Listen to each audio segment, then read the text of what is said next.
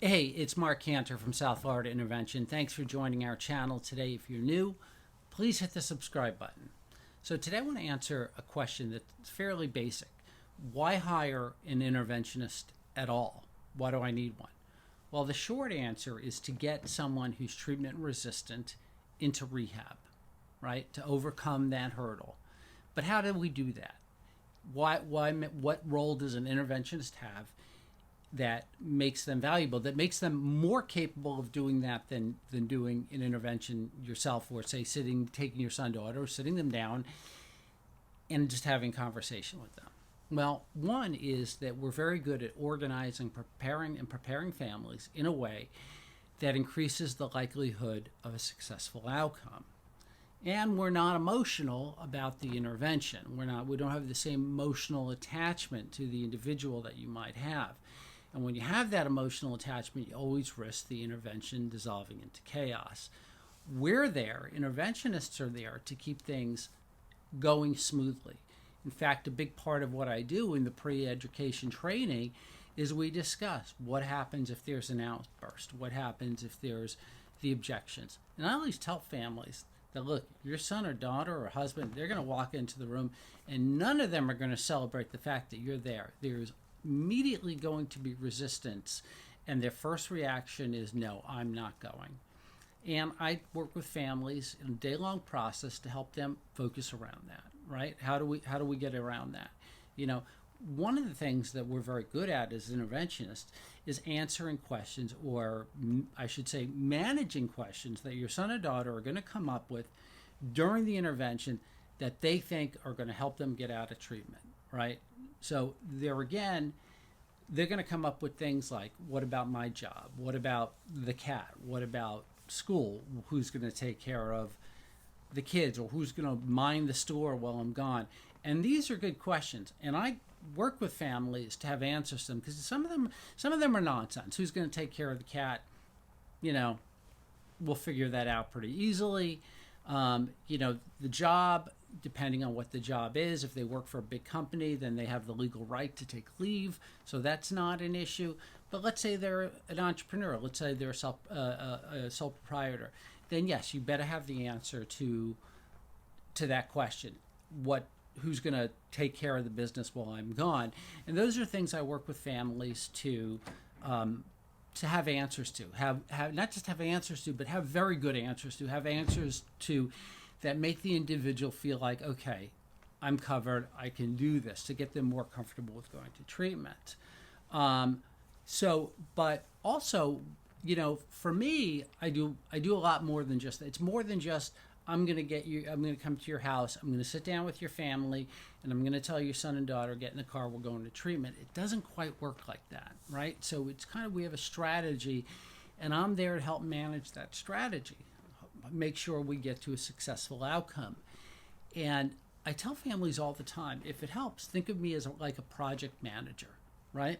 So, here I made a list of some of the things that I do with families in addition to the full day of education prior to the intervention, in addition to qualifying who and who should not participate in the intervention, making treatment decisions, the numerous phone calls I get leading up to an intervention. But here are some of the things. I verify health insurance benefits. I help clients make good treatment decisions. Why should they go here or not there? And one of the questions that comes up all the time is, why does my son or daughter have to go so far away from home? Okay, and depending on your situation, there are different answers. But typically speaking, I like to take people away from where they're coming from. I want to get them out of their setting. Manage and sometimes negotiate out-of-pocket expenses. Yeah, that's a big one, right? Handle logistics such as airline tickets and rental cars. Escort the individual to treatment and ensure they arrive safely. That's a big one. So, I once had a family that didn't want to pay me to escort their son to treatment. And so I said, well, you know what, I'll tell you what, I'll get them to the airport. The family wasn't here. I'll get them to the airport and I'll put them on the plane, and, that's it. And the mother said, great, that's fine. And I'm at the airport and I'm watching the kid go through security, and I call the mom and say, well, he's through security, and she freaks out. She says, well, what if he runs away? What if he? Well, that's the whole point of it, and that's why you have the interventionists take the individual to treatment. The other reason is, if you take them yourself, you may be into many hours of negotiating why or why not they're going.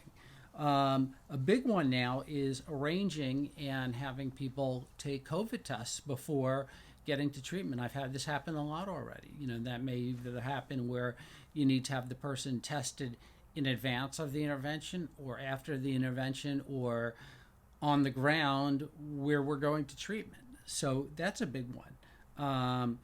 Another is keeping ongoing communication with the treatment. I am a liaison between the family and the treatment family. Now, most of the time, once somebody's safely delivered to treatment, even though I'm always available and always part of the process, the treatment team at the treatment center is going to be mostly speaking to the family.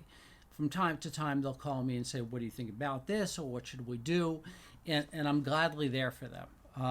A big one, I think, though, and why you want an interventionist is that because there'll come a point where your son or daughter or husband's in treatment and they say, screw this, I'm out of here, I'm running, and you freak out, right?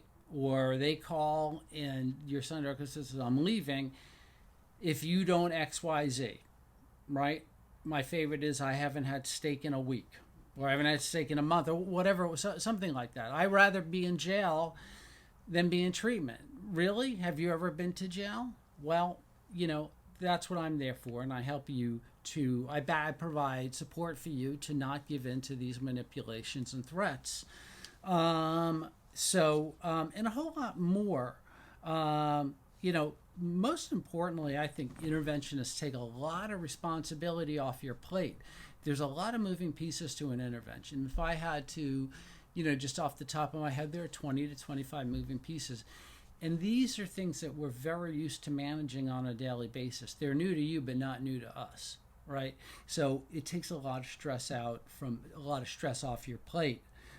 These are just some of the reasons why you should hire an interventionist. Anyway, I'd love to hear what your thoughts are, some other reasons for hiring an interventionist, and what some other things people do, or comments or questions, and you can leave that in the comments section below.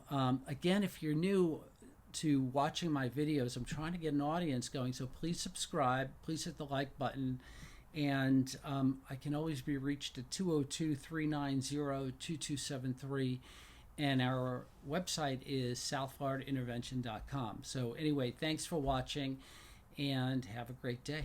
Bye.